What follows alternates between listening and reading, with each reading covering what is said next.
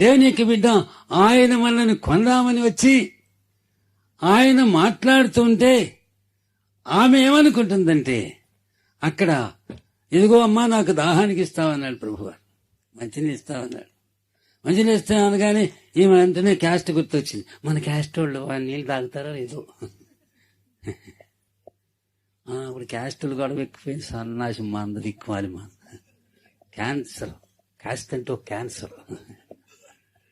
Caste పేరు మీద నన్ను గుద్దులు పొందిన గాయాలు ఇప్పటికీ మాన్తా ఉన్నాయి ఇప్పటికి. కానీ ఒక్కొక్క గాయము ఒక్కొక్క ప్రాంతాన్ని బలపరుస్తుంది. స్తోత్రం హల్లెలూయా. దేవుని యొక్క బిడ్డలారా, క్యాస్టులు కాదు. ఇదిగో యేసయ్యకి కులముందా? యేసయ్యకి ఏ కులానికి కట్టేస్తారు?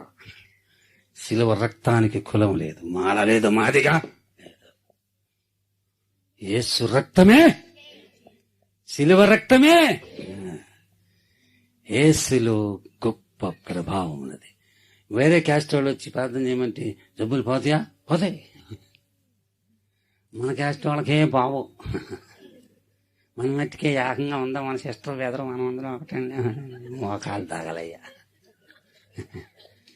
యేసుని రక్తమందు కడగబడి వాక్యముతో నిత్యం భద్ర పరచబడి యేసుని బడి వాక్యముతో నిష్కలంక పరిశుద్ధను నేను.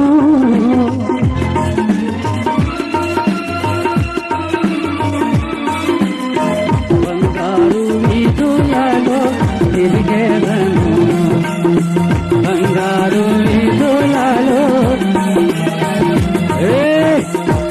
యేసు రాజు